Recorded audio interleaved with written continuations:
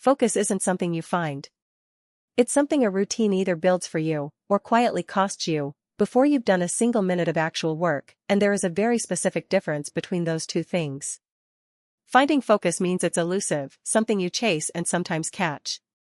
A routine that builds or costs it means focus was never really the elusive part, the structure surrounding the work was doing most of the deciding the entire time, long before any actual effort or willpower ever entered the picture. 6 reasons.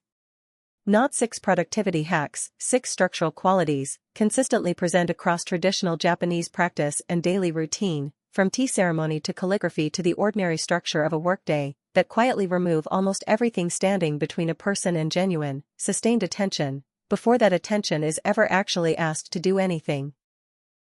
Stay with me until reason number 6, because number 6 explains why a routine practiced the same way for years produces a depth of focus a brand new routine, however well designed, simply cannot match yet, and why that gap closes faster than most people assume, given the right structure underneath it. But first, reason number 3 is the one that's going to surprise you, because it's not about the task itself at all. It's about the few seconds immediately before it, a deliberate physical ritual most people skip entirely, assuming it's just wasted time on the way to the actual work. Let's begin. Most of us think about focus the wrong way. We treat it as an internal, personal capacity, something you either have enough of on a given day or don't, managed mostly through willpower, caffeine, or simply pushing harder when attention starts to wander.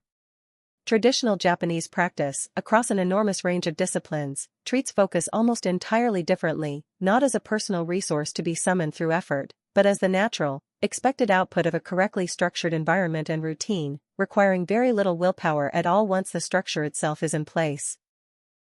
There's a concept behind this, Ichigyo-Zanmai, literally, one practice, one absorption, the idea that genuine, deep focus arises specifically from single-purpose, undivided engagement with one thing at a time, structurally supported rather than willed into existence.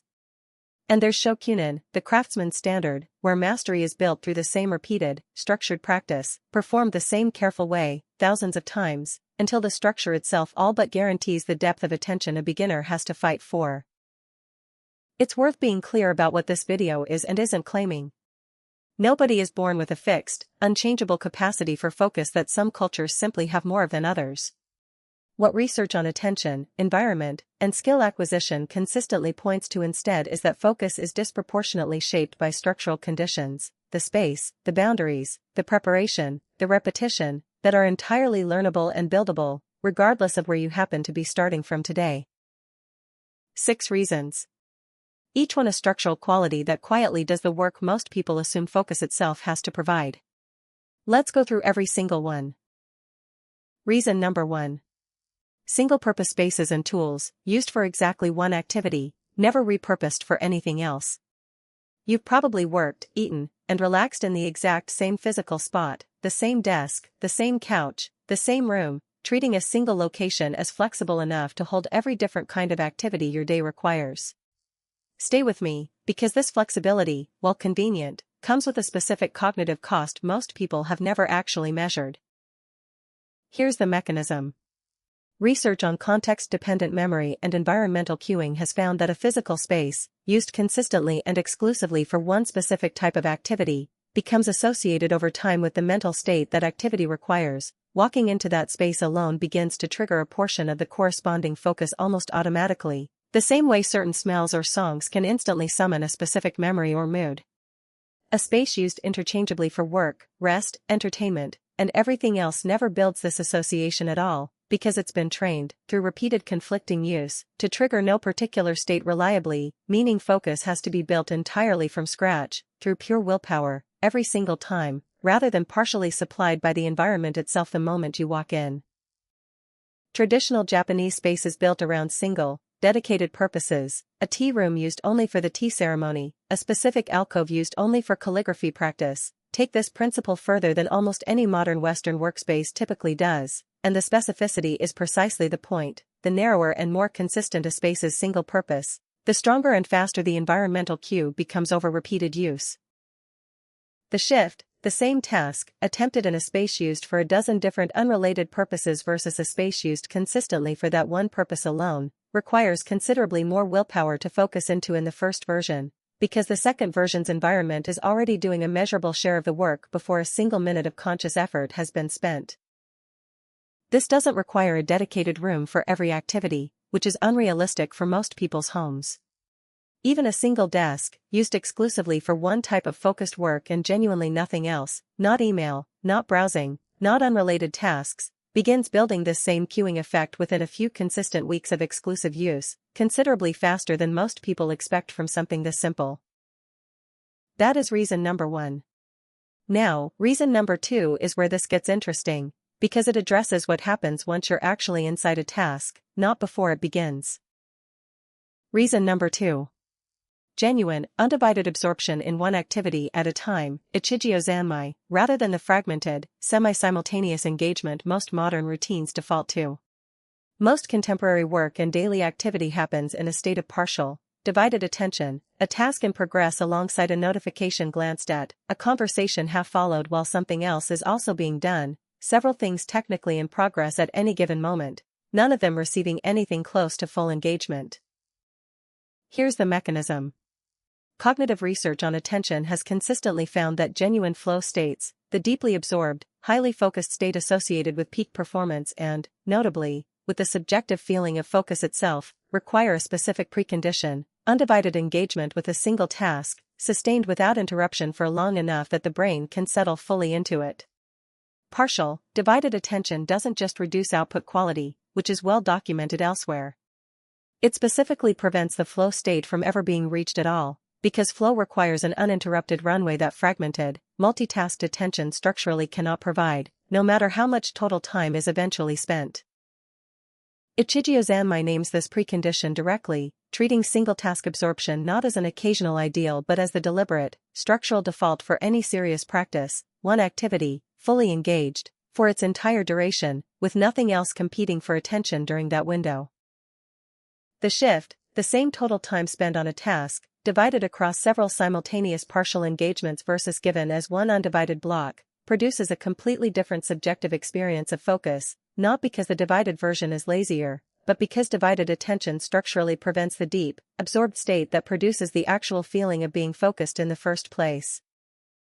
Research on flow states also points to a specific minimum runway required before the state becomes accessible at all, typically estimated at somewhere between 15 and 20 minutes of genuinely undivided engagement before deeper absorption has a real chance to set in. A task interrupted every few minutes, even briefly, never gets the uninterrupted runway long enough to reach this state even once, regardless of how many total hours are eventually logged across the fragmented pieces. That is reason number 2. Now, reason number 3, the one I mentioned at the very beginning.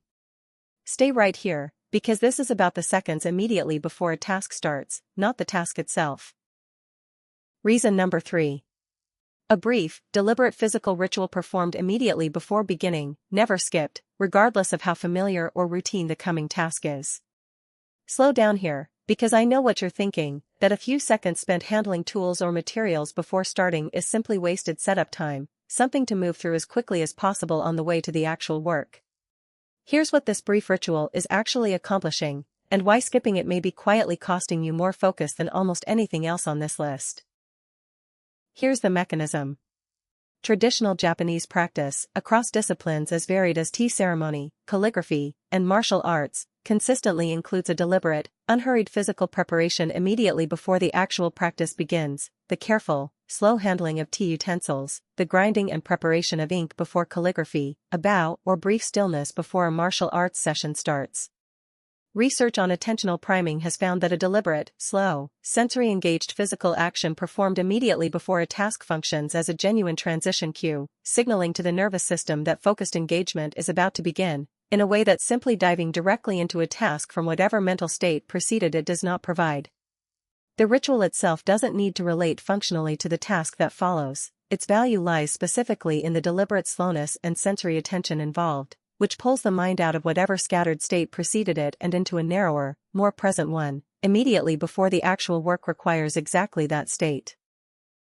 The shift, the same task, begun immediately from a scattered, unprepared mental state versus begun after even 30 seconds of slow, deliberate physical ritual, starts from a measurably different baseline of attention. The ritual costs almost nothing in time, and yet it's frequently doing more to enable the following hour's focus than any effort applied once the task itself is underway. A practical, secular version of this doesn't require any of the specific traditional forms, laying out the exact materials needed for the coming task, slowly and deliberately, rather than grabbing them quickly on the way to starting, is enough to produce a meaningful share of the same priming effect. The specific action matters far less than the deliberate slowness and full sensory attention brought to it. That is reason number 3. Now, reason number 4, and this addresses what's actually visible in the space where the work happens. Reason number 4. Workspaces kept visually free of anything unrelated to the current task, no unrelated decoration, no visible reminders of other unfinished business. Most workspaces accumulate visual clutter over time that has nothing to do with the task currently at hand: decorative items, unrelated paperwork, visible reminders of other projects, all sitting within the visual field of whatever's actually being worked on right now. Here's the mechanism. Research on visual attention and cognitive tunneling has found that task-irrelevant visual stimuli within the immediate field of view measurably reduce sustained attention on the actual task at hand. Even when a person isn't consciously looking at or thinking about the irrelevant items, the visual system continues to process everything in the field of view to some degree, and each additional irrelevant element adds a small, ongoing tax on the attentional resources that would otherwise be available for the task itself. A workspace visually cleared of everything except what the current task genuinely requires removes this tax almost entirely, and the effect compounds specifically with anything that represents unfinished business elsewhere. A visible reminder of another open task doesn't just add generic visual clutter, it specifically activates the same Zeigarnik effect pull toward that other unfinished item, actively competing for attention against whatever's currently in front of you. The shift, the same task, worked on in a visually cluttered space versus one cleared of everything unrelated to that specific task, receives measurably more sustained attention in the cleared version, not because the clutter is being consciously noticed and dwelt on, but because the visual system was quietly processing and reacting to it the entire time regardless. This is worth distinguishing clearly from the broader aesthetic minimalism covered elsewhere on this channel. The goal here isn't an empty room for its own sake, it's specifically clearing whatever sits within view of a given task, for the duration of that task, and it's entirely reasonable for that same space to hold a completely different set of visible items during a different activity, as long as each session starts with only what that particular task actually requires in view. That is reason number 4. Now, reason number 5, and this addresses how long a given period of focused work is actually allowed to run. Reason number 5. A clearly defined beginning and end to each practice or work session, rather than an open-ended stretch of time with no fixed boundary. Most modern work happens in loosely bounded blocks. A task is worked on for however long it takes, or until interrupted, with no clear, deliberate marker of when the focused period actually begins or ends. Here's the mechanism. This is Keiko, traditional structured practice sessions, particularly common in martial arts and traditional arts training, which have a clearly marked, deliberate beginning and end, rather than an ambiguous, open-ended stretch of practice time.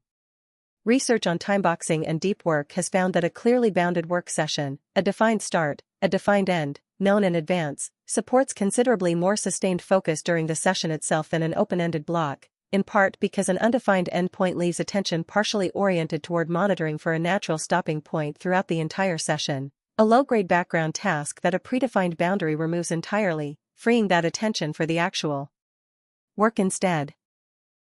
The shift, the same total working time, structured as a clearly bounded session with a known start and end versus left as an open-ended, ambiguous stretch, produces measurably more sustained attention during the session, because a defined boundary removes the ongoing background task of monitoring for when to stop, attention that a truly open-ended block quietly consumes throughout its entire duration. The specific length matters less than the clarity of the boundary itself. A session announced, even just to yourself, as running for exactly 50 minutes produces this effect just as well as a more elaborate, formally structured practice session. What matters is that the boundary is decided in advance and genuinely held to, rather than treated as a rough estimate that quietly drifts once the work is underway. That is reason number 5. Now, reason number 6, the one I told you at the very start, explains why long-practiced routines produce a depth of focus a newer one simply hasn't reached yet. Stay here, because this is the most important thing in this entire video. Reason number 6. The same practice, repeated the same way over a long period, builds automaticity that frees up cognitive resources the same way a beginner's version of the identical practice never can. This last reason isn't a separate structural technique like the previous 5. It's the reason those 5 techniques, applied to a genuinely new routine, produce real but modest improvements in focus at first, while the identical 5 techniques, applied to a routine that's been practiced consistently for years, produce something considerably deeper. Here's the mechanism. When a task or routine is genuinely new, a significant share of available cognitive resources is consumed simply managing the mechanics of the task itself, remembering the steps, consciously executing each one, monitoring for errors. This is true even when the previous 5 structural qualities are already in place. A well-structured, single-purpose, visually clean, properly bounded practice of something you're still learning still requires considerable conscious processing just to execute correctly. As a routine is repeated the same way, consistently, over months and years, the mechanical execution of it becomes increasingly automatic, handled by procedural memory rather than active, conscious attention, which frees an increasingly large share of total cognitive capacity to be directed at the actual depth and quality of focus within the task, rather than at simply managing the task's basic mechanics. This is the literal mechanism behind Shokunin mastery. A craftsman who has performed the same practice thousands of times isn't simply faster at the mechanical steps. They have, over that repetition, freed an entirely different share of their attention for a depth of engagement with the work itself that a beginner, however well-structured their environment, genuinely cannot access yet, not due to any difference in discipline or willpower, but because the beginner's cognitive resources are still substantially occupied by the mechanics a masters have long since automated.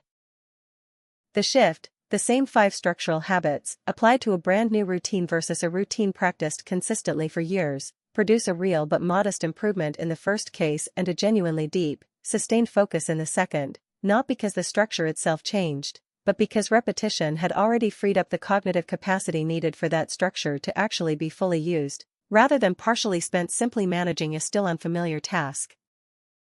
That is reason number 6. Here is everything in one breath. Use single-purpose spaces and tools, reserved for exactly one activity. Engage in genuine, undivided absorption with one task at a time, rather than fragmented partial attention across several. Perform a brief, deliberate physical ritual immediately before beginning any focused session. Keep the workspace visually clear of anything unrelated to the current task. Give every practice session a clearly defined beginning and end. And understand that consistent repetition, over time, frees the exact cognitive resources needed for the previous 5 habits to reach their full depth.